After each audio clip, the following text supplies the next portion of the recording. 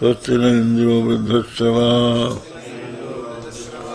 स्वस्ति न पूषा विश्ववेदाः स्वस्ति नस्तार्क्ष्यो अरिष्टनेमि स्वस्ति नो बृहस्पतिर्दधातु। ओम शांति शांति शांति।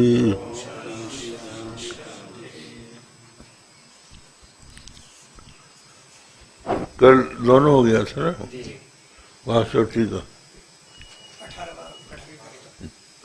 विकल्पो विनिवर्ते तो कल्पितो यदि केनचित् उपदेशादयं वादो ज्ञाते द्वैतम न विद्यते।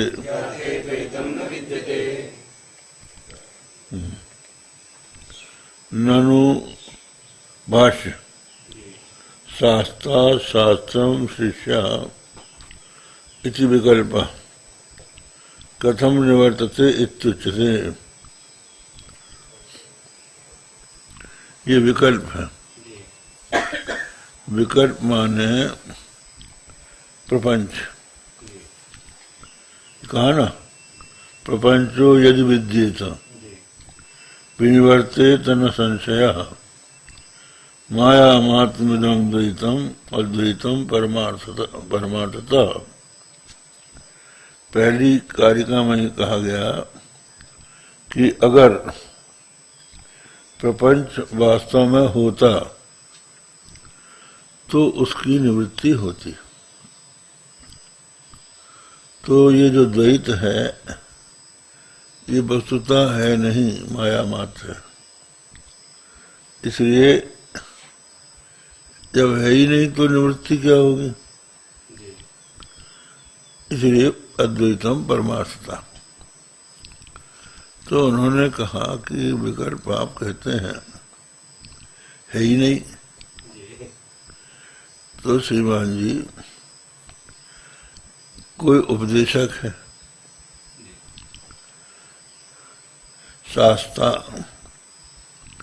शास्त्रम और शास्त्र के द्वारा उपदेश कर रहा है वो शिष्य।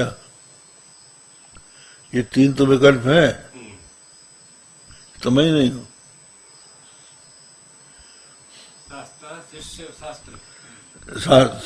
शास्त्र माने शास्त्र के का व्याख्यान करने वाला गुरु, और शास्त्र उपनिषद, और शिष्य माने जो जिज्ञासु है। ये तीन है कि नहीं है? अगर नहीं है तो फिर निवृत्ति किसको उपदेश कर रहे हैं? तो ये बोलते हैं ननु, शंका है, शास्त्रम शिष्य इति विकल्प। ये विकल्प है। कथम निवर्तते, ये कैसे निवृत्त हो जाएगा? अर्थात जगत मिथ्या है, ये बात जिसने कही वो गुरु सत्य है कि मिथ्या है? और जिस शास्त्र के द्वारा कही वो शास्त्र सत्य है कि मिथ्या है? और जो शिष्य है जिज्ञासु वो सत्य है कि मिथ्या है? तो आपने जगत को मिथ्या कह दिया, लेकिन ये तीन जो है ये तो है। अगर ये है तो इनकी निवृत्ति कैसे होगी? कथम निवर्तते, ये प्रश्न है। इत्युच्यते विकल्पो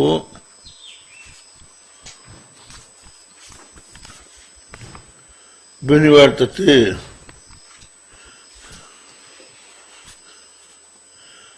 यदि केनचित् कल्पित स्यात्, अगर ये विकल्प किसी के द्वारा कल्पित होता तो ये निवृत्त होता। यथायं प्रपंचो माया रज्जुवत् तथायं शिष्यादि विकल्पोपि प्राक प्रतिबोधादेव उपदेश निमित्तो अतोपदेशादेव बाधा। कहते हैं कि यदि किसी ने इसकी कल्पना की होती तो ये निवृत्त होता। ये प्रश्न आया ना कि प्रपंच यदि होता तो निवृत्त होता, ठीक है। तो प्रपंच जो है ही नहीं तो उसकी निवृत्ति भी क्या होगी। जो वस्तु होती है उसकी निवृत्ति माने नाश होता है। जो वस्तु है ही नहीं उसका नाश भी कैसे होगा। या निवृत्ति का मतलब नाश। तो बोले कि ठीक है प्रपंच नहीं है आप कह रहे हैं, लेकिन जो ये तीन हैं शास्त्र और शिष्य, ये भी तो विकल्प है। विकल्प के भीतर ये भी आ गया, तो इनकी निवृत्ति कैसे होगी। तो यही तो निवर्तक है, ठीक है। जो निवर्तक है वो निवृत्त कैसे होगा, आया समझ में। जिन्होंने प्रपंच को कहा कि प्रपंच है ही नहीं, तो पहले ये हो लेंगे तब ना उनको कहेंगे कि नहीं है। जब यही नहीं है तो कौन कहेगा कि प्रपंच नहीं है। जब ये हो गए तो विकल्प बन गया। विकल्प बन गया, इनका नाश कौन करेगा। ये बोल रहा है पूर्व पक्ष है। तो कहते हैं यदि किसी ने इनको कल्पित किया हो, शास्त्र और शिष्य, तो बोले यथायम प्रपंचो माया रज्जुवत सर्ववत, जैसे ये प्रपंच माया है, कैसे रज्जु सर्ववत, रज्जु में सर्प के समान माया है। तथा तो शिष्यादि भेद विकल्पों शिष्यादि भेद विकल्प भी माया मात्र है। कब, ये कब तक है। प्राक प्रतिबोधात ए उपदेश निमित्त, बोध के पहले, जब तक बोध नहीं हुआ है तब तक ये निमित्त है। उपदेशादय बाधा, उपदेश के लिए ही ये बात किया गया है। शिष्य शास्त्र और शास्त्र उपदेश कार्य तो सिद्धे ज्ञाने निर्वृत्ते ज्ञाते परमार्थ तत्व द्वैतम न विद्यते। जब उपदेश हो गया, उपदेश के लिए ये माने गए, और जब उपदेश हो गया तो ज्ञाते द्वैतम न विद्यते। जब ज्ञान का उपदेश हो जाएगा, ज्ञान हो जाएगा, तो न शास्त्र रहेगा, न शिष्य, शास्त्र रहेगा न शिष्य रहेगा, ये है ही नहीं। पर एक अद्वैत ब्रह्म ही परमार्थ रहेगा।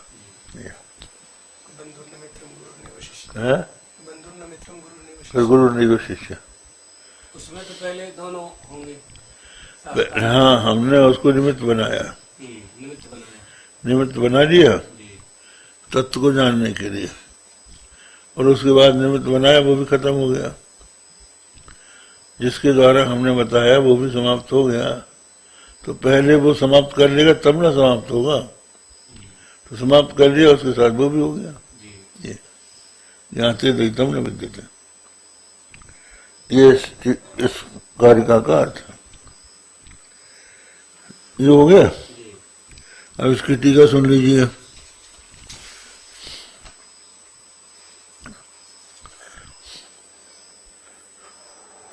प्रकारांतरेण अद्वैतानुपत्तिम आशंक परिहरति, किसी दूसरे प्रकार से अद्वैत नहीं बन सकता ऐसी आशंका करके फिर उसका परिहार करते हैं। विकल्प इति यदि केनचित हेतुना तत्वज्ञानेन कार्येण शास्त्रादि विकल्पो हेतुतया कल्पितः तथा पैसो विबाधितो निवर्ते तो तात्विकम अद्वैतम विरुद्धम अर्हति। कहते हैं यदि किसी हेतु से तत्व ज्ञान के द्वारा कार्येण शास्त्रादि विकल्प हिततया कल्पिता तथा प्यसु बाधितो निवर्ते तो तात्विकम अद्वैतम विरुद्धम अर्हति। तात्विक अद्वैत का विरोध ही नहीं कर सकता। शास्त्रादि हाँ, शास्त्रादि इत्यत्र जो पदविभागः कर्तव्यः। शास्त्रादि का अर्थ है शास्त्रा और शिष्य। अर्थात अत्र पदविभागे क्रियमाणे शास्त्रादि कथं विभागः कर्तव्यः? शास्त्रा शास्त्रम और शिष्य। शास्त्रा आदि दोनों मिलाने से क्या हुए? आचार्य आदि। शास्त्रा आदि ये दोनों मिला के क्या बोलना चाहिए? शास्त्र आदि हिंदी में। शास्त्रा आदि। अच्छा, शास्त्र आदि यानी शास्त्र और शास्त्र आदि। अर्थ नहीं, शास्त्रा धन आदि इतना ही बोलना चाहिए। शास्त्रा धन आदि। तो आदि का अर्थ और होगा। अर्थ नहीं, शास्त्रा धन आदि लिखिए। अभी इसमें इसका संधि कैसा होते हैं? शास्त्रा धन आदि अस्य रूपं किम? आदि व्याकरण दृष्टया शास्त्रा आदि अनन्तरं किं जातम्? अस्य इस् इक्वल् शास्त्रा आदि। कहाँ पर? अत्र शास्त्रादि। शास्त्रादि भविष्यति। शास्त्रादि अत्र शास्त्रादि इत्युक्ते शास्त्र आदि इति नास्ति। शास्त्र शास्त्रा शब्दः। हाँ, ये मतलब माने यहाँ पर शास्त्री शब्द है, उसके बाद आदि है। माने शास्त्रा पहले बना के हो, उसके बाद आदि नहीं है, इसलिए शास्त्रादि कह दिया। तो शास्त्रादि का मतलब शास्त्र आदि नहीं है, माने शास्त्रा से ही शुरू होना है। क्योंकि आदि जो है बीच वाले को नहीं कहे, बीच वाले से आदि अगर कहेंगे तो शास्त्रा छूट जाएगा। इसलिए शास्त्री शास्त्री शब्द है। आदि में शास्त्रा होगा। जैसे ज्ञात्री है, ज्ञात्री के बाद आदि अगर लगाएंगे तो ज्ञात्रादि बनेगा। इस तरह से यहाँ शास्त्रादि। तो शास्त्र और शिष्य, यदि किसी ने इनकी कल्पना की होती तो ये निवृत्त होते। अलग से किसी ने कल्पना नहीं की, ये प्रपंच के साथ जुड़े हुए हैं। इसलिए उपदेश के लिए इनको निमित्त बनाया गया। अद्वैत तत्व का बोध कराने के लिए इनका उपयोग है। और जैसे और कब है? जब बोध नहीं हुआ है। जैसे बोध हो जाएगा तो यह भी नहीं रहेंगे। ये बात योग वासिष्ठे श्री रामं प्रति यदा महर्षि वसिष्ठः उपदिशति अयं प्रसङ्गः आगतः। वसिष्ठेन सर्वेषां निषेधः कृतः, किमपि नास्ति। श्रीरामेण पृष्टं भवान् असि न वा यः उपदिशति, अहमस्मि न एतादृशमेव। तु तदा वसिष्ठः मौनं तूष्णीं सञ्जातः बहुकालपर्यन्तं। पश्चात् रामेण पृष्टं किमर्थं भवन्तः तूष्णीं सञ्जाताः? तु तैः उक्तम् एतदेव अस्य उत्तरम्।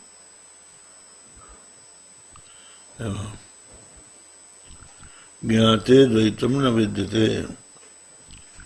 वस्तुतः वही बात है,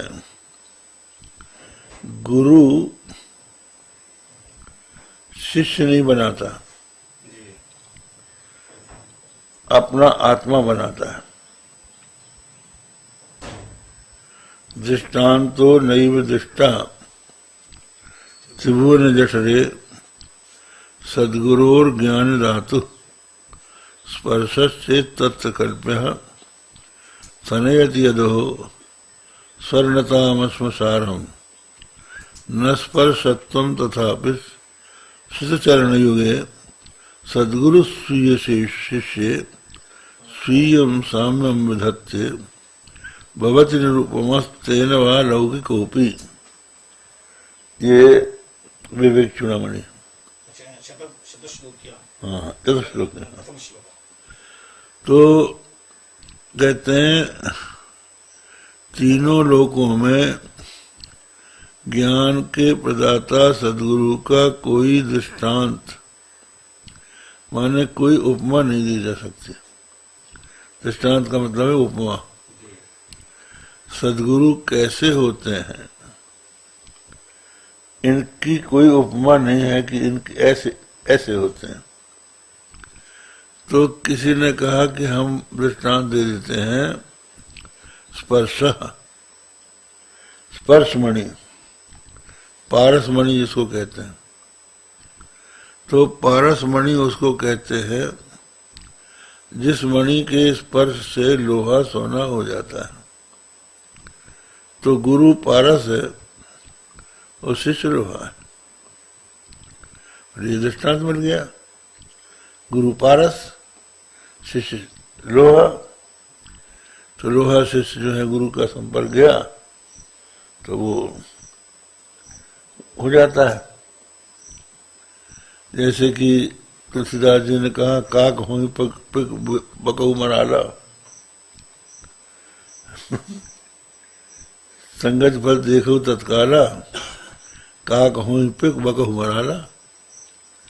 सत्संगति का फल ये है कि कौआ बगला ये कौआ कोयल हो जाता है और बगला हंस हो जाता है। कैसे हो जाता है? ऐसा हो जाता है कि जब कोई सत्संग में बैठता है तो वो कर्कश वाणी बोलता है, पुरुष बोलता है,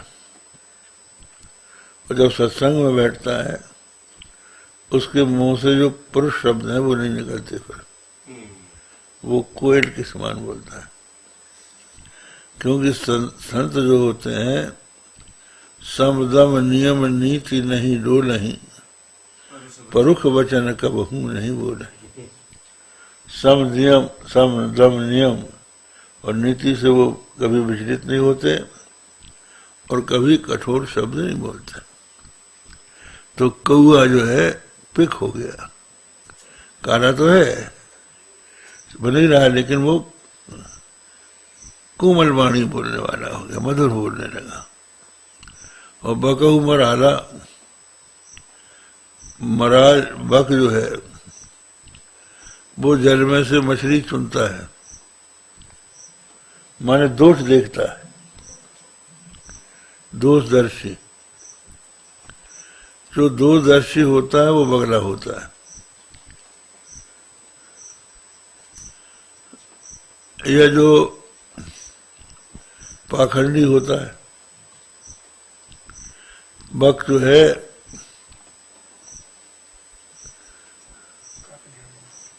हाँ नहीं, बक जो है वो बहुत ही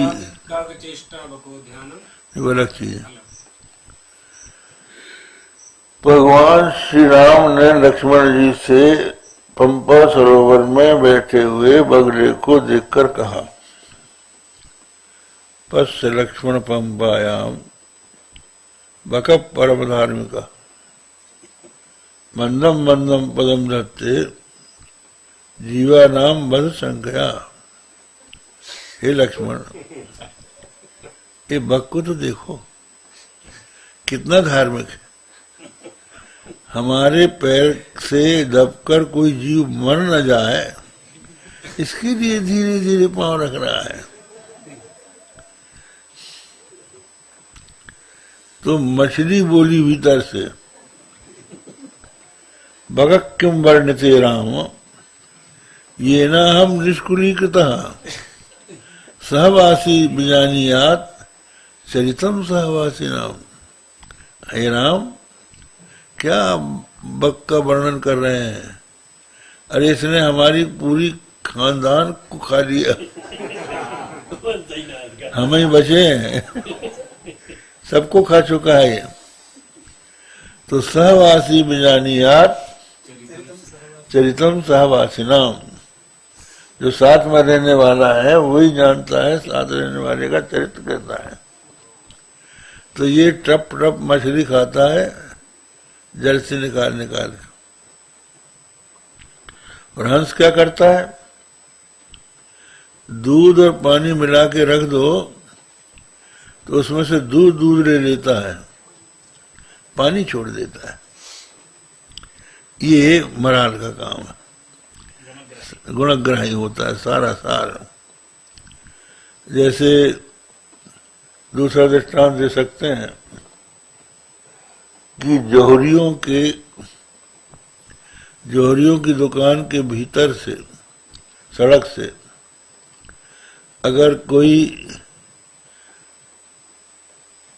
सफाई कर्मी निकलता है तो वो देखता है कि कहाँ मल है, कहाँ गंदा पड़ा है। और जब कोई रातनिक जाता है तो वो ये देखता है कि किस दुकान में कौन सा रत्न है।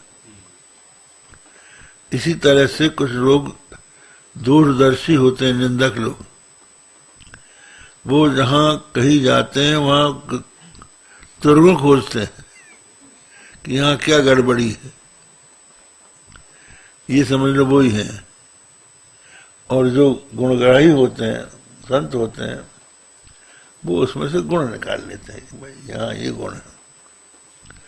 तो बकहु मराला, जो बक है गुण दोष देखने वाले, वो मराल माने गुणग्राही हो जाते हैं। और दूसरा ये है कि जो मराल है उसमें दंभ नहीं होता। बक जो है दाम्भिक होता है। वेश भाषा क्रिया चातुर्यादि भी स्वमहत्व प्रकटनम दंभा, वेश धारण करके बढ़िया लच्छेदार भाषा बोलकर और क्रिया की चतुरता से अपने महत्व को दूसरों के सामने प्रकट करना, ये दंभ है। तो ये बगला का काम है कि वो दूसरों के सामने अपना महत्व बताता है। एक व्यक्ति बहुत निर्धन था, ब्राह्मण था, गरीब था, लेकिन वो दूसरों के सामने अपने को संपन्न समझाना चाहता था। तो वो खाता था कुदई दार, लेकिन एक कटोरी चावल भी बनवा लेता था। और जब भोजन करने का खत्म हो जाता था तो अपनी मूछों में चावल लगा लेता था।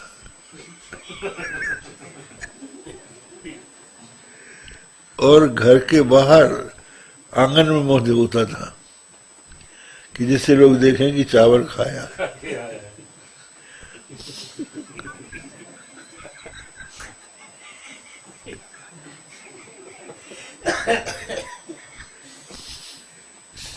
ये कहलाता दंभ कहलाता।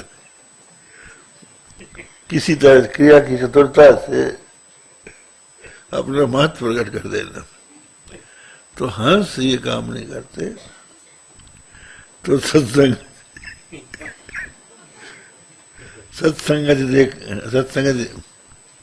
संगति फल देखो तत्काला, का कहो पक बिक बक, का कहो पिक बक हुमर आना। तो कहने का मतलब यह है कि सत्संगति से मनुष्य में सद्गुण आ जाते हैं। तो ये सत्संगति जो है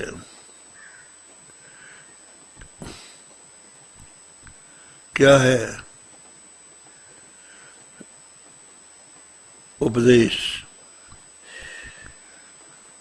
ये और ऊंची बात हो गई। उपदेश देने से गुरु के सब खत्म हो जाता है। आप स्वप्न देख रहे हैं, स्वप्न में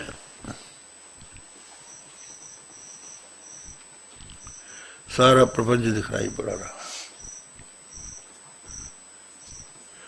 सब दुनिया भर की बातें देख रहे हैं, देखते हैं, और आप देखते देखते घबराए हुए। जैसे तुलसीदास जी ने उदाहरण दिया है कि स्वप्न में कोई देखता है कि बहुत भयंकर वर्षा हुई और वर्षा से नदी में बाढ़ आ गई। अब क्रमशः जो नदी का तट है वो जलमग्न होने लगा, तो अपना भी भवन जो है वो भी जलमग्न होने लगा। तो उसमें डूबने से बचने के लिए वो अपने छत पर चढ़ जाता है और पानी बढ़ता चला जा रहा है। अब और पानी बढ़ गया तो बह जाएंगे। चिल्ला रहा, अरे नाव लाओ नाव लाओ, और कोसों दूर तक नाव नहीं दिख रही है। अब वो घबरा रहा है, अब तो हम मरे, हम बच नहीं सकते। इतने में कोई उसको कहता, उठ। जो उठा तो कहाँ की वो बाढ़, कहाँ का क्या। इसी तरह से गुरु का काम यह है कि वो उठा देता है। क्षण विसर्जन संगति रेखा भवति भवानो तरने नौका। क्षण मात्र की सज्जन संगति संसार समुद्र को पार कराने वाली नौका बन जाती है। अब वो जो गुरु हैं, हम ये बता रहे थे कि वो अपने शिष्य को शिष्य नहीं बनाते, पारस नहीं है वो। पारस तो लोहे को सोना बनाता है, पारस नहीं बनाता। और गुरु अपने शिष्य को अपना आत्मा बना लेता है। पारस बना लेता है, पारस ही बना लेता है। अर्थात जो परमार्थ है, माने गुरु अपने को, माने ये नहीं कहता कि गुरु ही नहीं है। जैसे ये जगत जो दिखाई पड़ता था, वास्तव में जगत नहीं है, ये परमार्थ ब्रह्म है, और वो ब्रह्म हमारी आत्मा है, मैं ही हूं। उसी तरह से गुरु भी जो दिखाई पड़ रहे हैं वो हमारा आत्मा है। जो उनका जो श्री विग्रह दिखाई पड़ रहा है वो निमित्त है, वो वस्तुतः हमारा स्वरूप ही है। इसीलिए आप देखिए, ब्रह्मानंदम परम सुखदम केवलम ज्ञान मूर्तिम द्वंद्वातीतम त्रिगुण रहितम तत्त्वमस्यादिलक्ष्यम। आप इन विशेषणों पर ध्यान दें। ब्रह्मानंदम, ब्रह्म ही आनंद है, अनंत आनंद।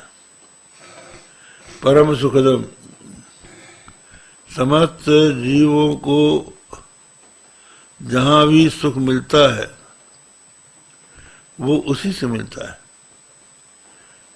वो सब में तो सामान्य सुख है, वो परम सुख है। उसके बोध से परम सुख की प्राप्ति होती है। हाँ, जो आनंद सिंधु सुख राशि सीकरते त्रैलोक्य सुपासी। सीकर से त्रैलोक्य सुपासी का अर्थ यह है कि त्रिलोकी में जो इंद्रिय और विषय के संयोग से सुख प्रतीत होता है वो विषयों का नहीं है, वो आत्मा का है। ये माना जाता है कि जब प्राणी के पुण्यों का फल उदित होता है तो पुण्यों के फलस्वरूप अनुकूल विषय की प्राप्ति होती है। तो अनुकूल विषय की प्राप्ति होने से चित्त में प्रसन्नता होती है और उस विषय की जो इच्छा है वो इच्छा भी समाप्त हो जाती है।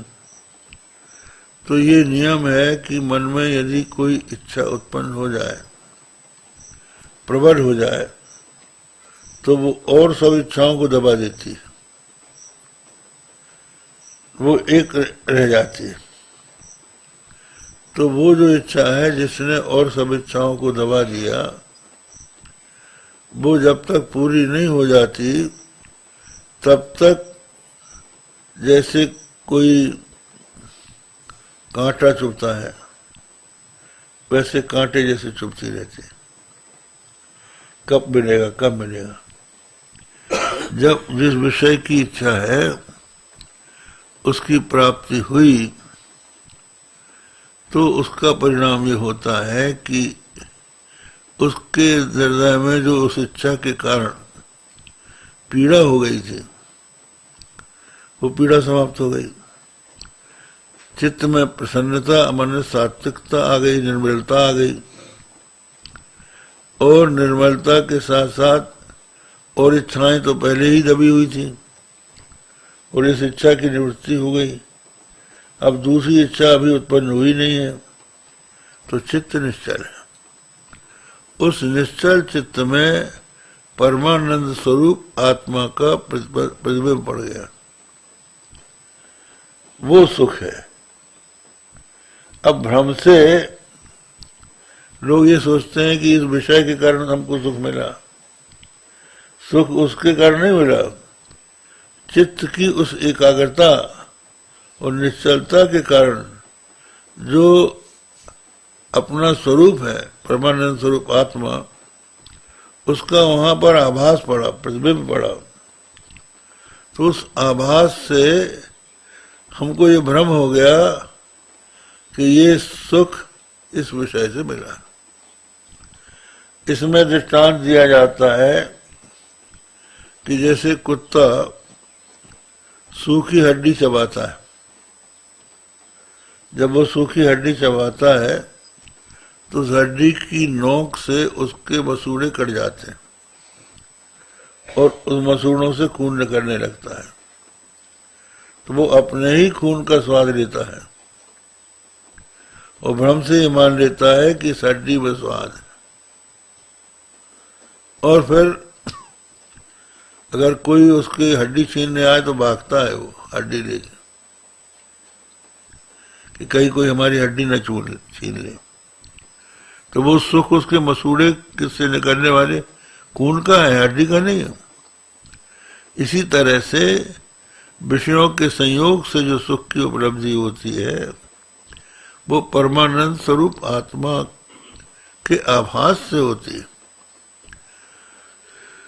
तो जो योगी जन है वो बिना ही विषय के अपने अंतःकरण को वैसे इतना स्वच्छ बना लेते हैं कि उनको विषय की अपेक्षा नहीं होती। वो निर्विषय कर देते हैं अपने अंतःकरण को और उसमें आत्मा का आभास पड़ता है तो वो परमानंद का अनुभव करते रहते हैं। तो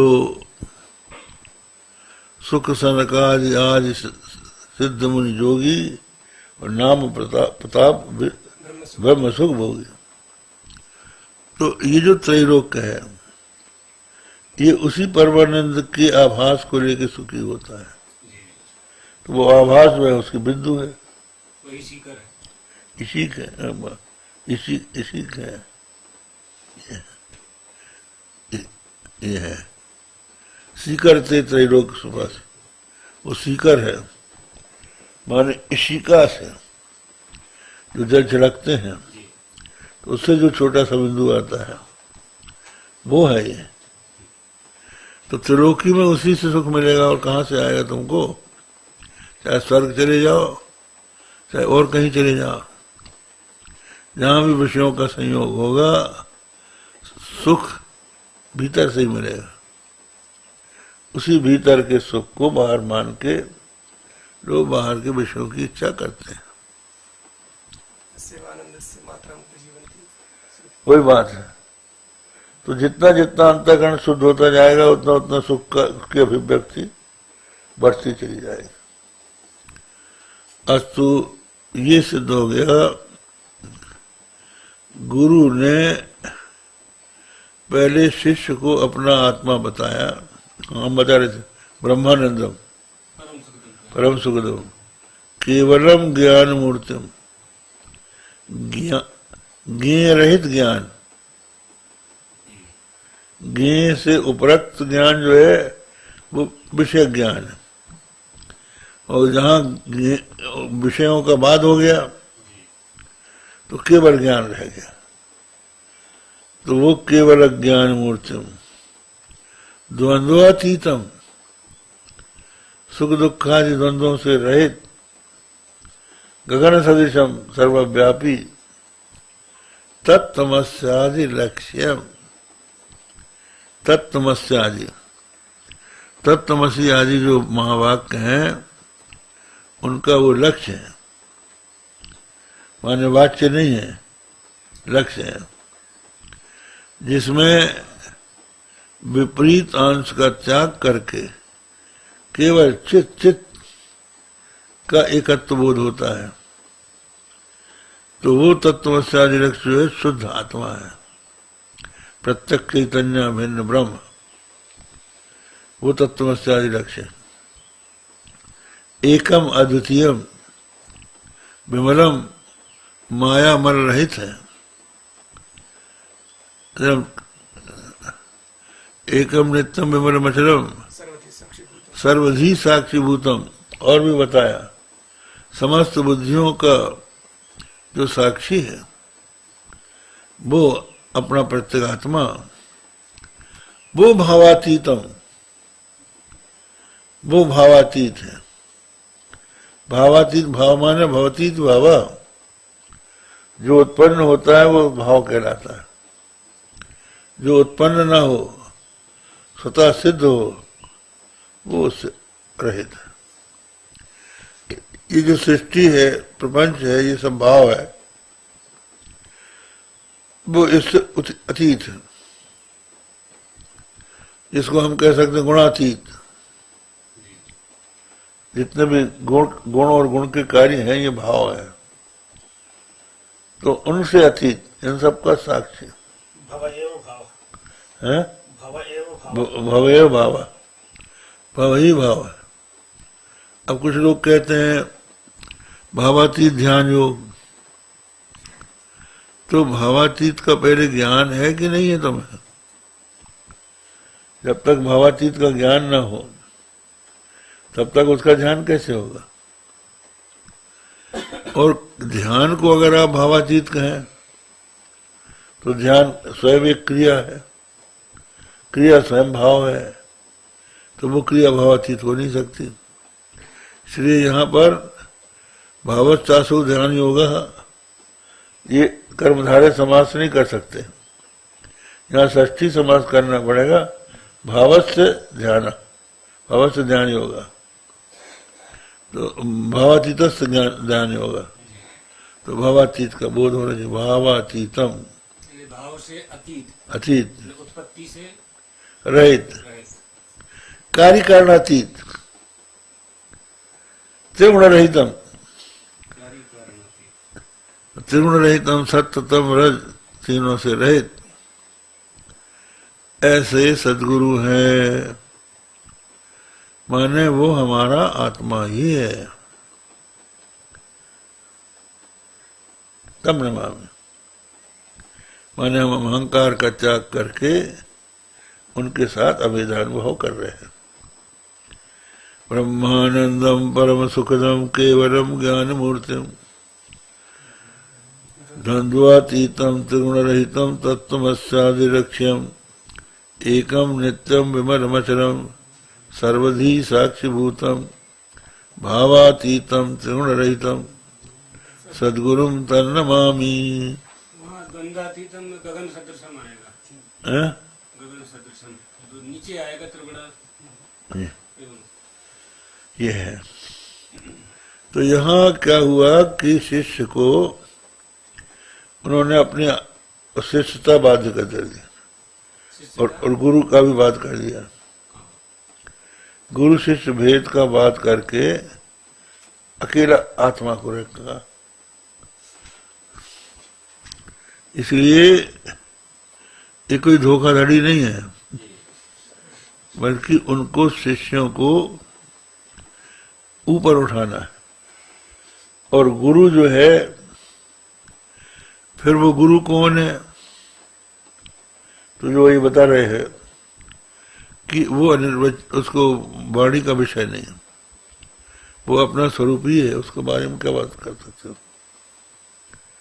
तो उसका भी जो उनका बाह्य स्वरूप है उसका बात करके जो अपना आत्मा से अभेद है, और ये सर्वोत्तम भक्ति है। भक्ति जो है आत्मभाव, अपनी स्वस्वरूपानुसंधान भक्ति विधीयते। आत्मभाव का नाम भक्ति है। रामचरितमानस में आता है कि चित्रकूट में सेवहि सिय लखन रघुवीर जिमि अविवेकी पुरुष शरीर। माने लक्ष्मण और जानकी जी राम की चित्रकूट में उसी प्रकार सेवा करती हैं जिस प्रकार अविवेकी पुरुष शरीर की सेवा करता है। अविवेकी शब्द कहा, जो आत्मा अनात्मा का विवेक जिसमें नहीं है, जो अनात्मा शरीर को ही अपना आत्मा मान बैठा है, तो वो शरीर की ही सेवा करता है। सवेरे से उठते जो शरीर की सेवा शुरू हुई तो सोने के समय तक शरीर की ही सेवा करता रहता है। इसी को खिलाना, इसी को पिलाना, इसी को सजाना, इसी का सब कुछ करना। और इसी तरह से जो भक्त लोग हैं, जो भगवान की मूर्ति में सेवा करते हैं, तो जब खुद को गर्मी लगती है तो भगवान को पंखा चलाते हैं। जब उनको स्वयं को ठंड लगती है तो भगवान के ऊपर। तो अविवेकी पुरुष शरीर है, अपने शरीर में आत्मबुद्धि है। तो आत्मबुद्धि का परिणाम यह है कि शरीर की सेवा हम अनवरत बिना किसी प्रमाद के करते रहते हैं। एक मक्खी नहीं बैठने देते शरीर में है कि नहीं? तो इसी तरह से यदि हमने गुरु को अपना आत्मा मान लिया है, भगवान को अपना आत्मा मान लिया, तो सर्वाधिक प्रेम उनसे हो जाएगा, शरीर से ज्यादा प्रेम उनसे हो जाएगा। तो अभेद भावना जो है सर्वोच्च भक्ति होती है। तो अब ये हो गया विकल्पो विनिवर्तेत कल्पितो यदि केनचित् उपदेशादयं वादो ज्ञाते द्वैतम न विद्यते।